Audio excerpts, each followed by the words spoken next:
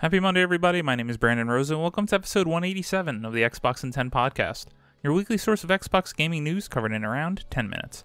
Every Monday, this podcast covers new game releases, the previous week's gaming news, and we all learn an Xbox-related fun fact together. The show's on YouTube and podcast services around the world, so please subscribe on your favorite and leave a review.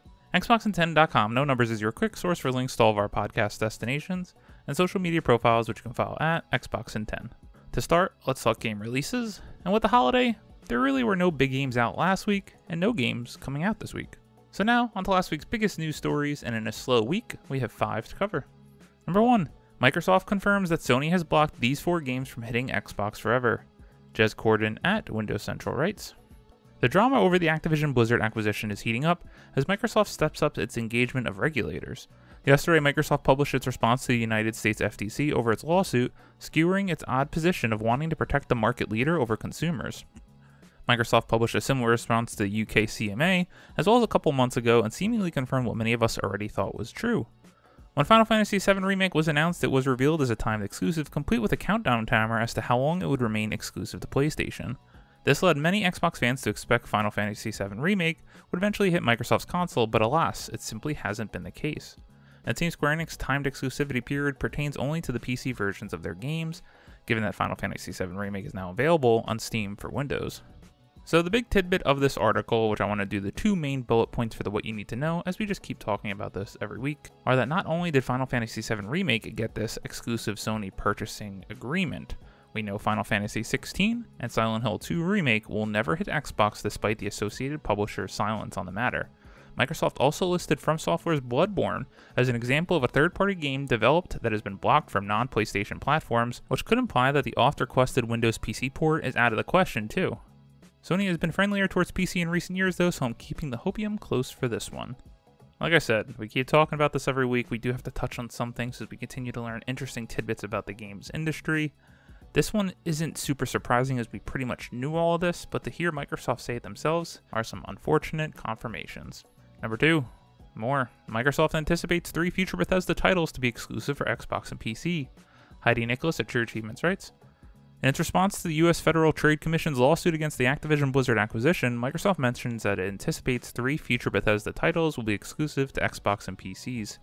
Microsoft's response raises the subject while arguing that the FTC's reference to Microsoft's ZeniMax acquisition, quote, has no relevance to the current transaction, end quote. It's here that Microsoft gets to the more interesting bit.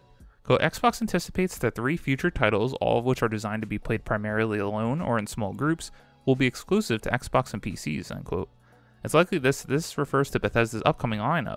We already know Starfield and Redfall will be Xbox exclusives, but it's interesting to speculate on what the other title could be, such as the next Elder Scrolls game.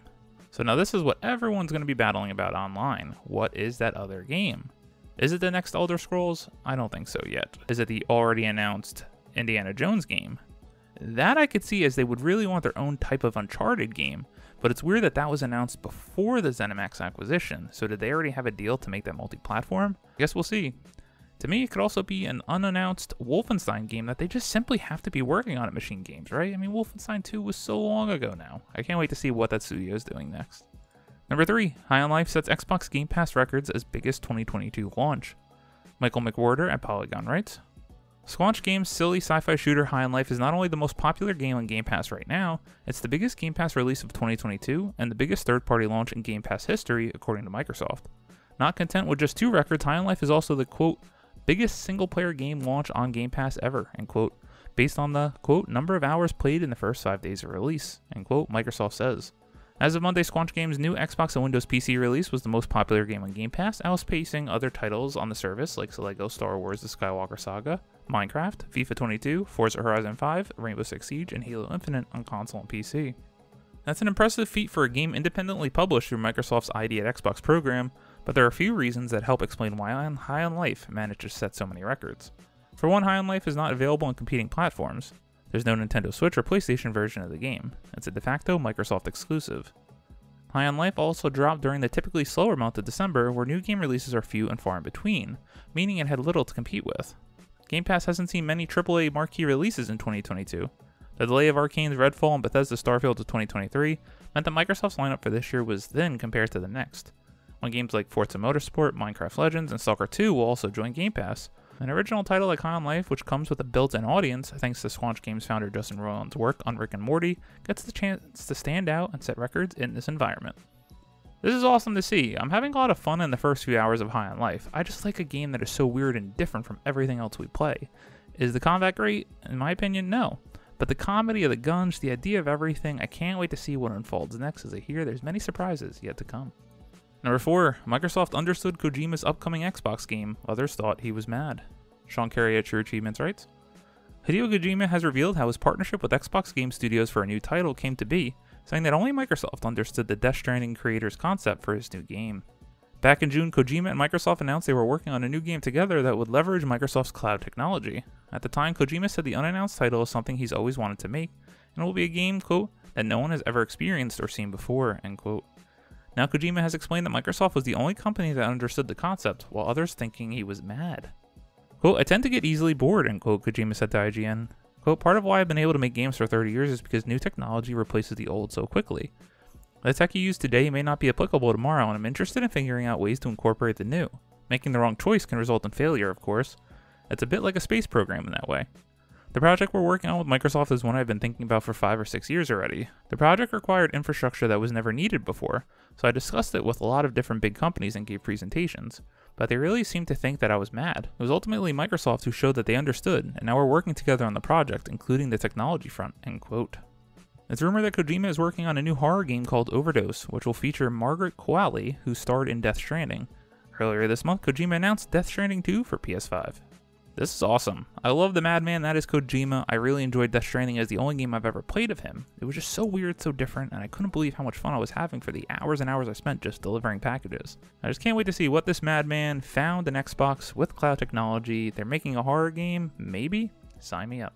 Number 5. Sifu is coming to Xbox and Steam alongside a new Arenas mode. Tom Ivan at VGC writes, the Material Arts Brawler will make the jump to new platforms in March 2023.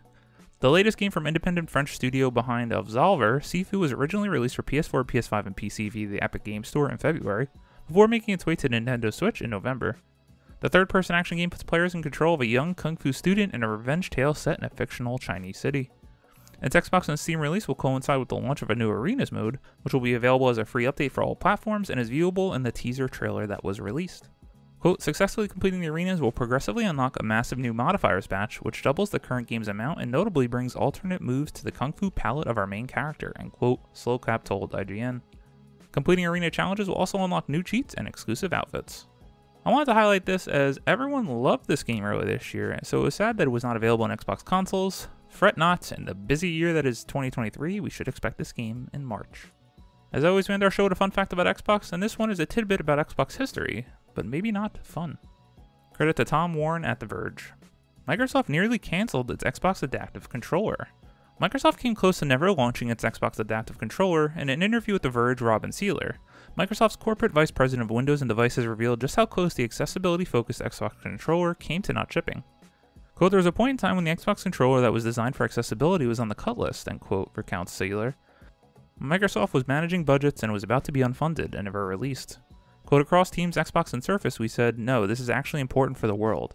This isn't about revenue or brand positioning, it's just important for people to be able to play the games if they want to, end quote, says Sealer.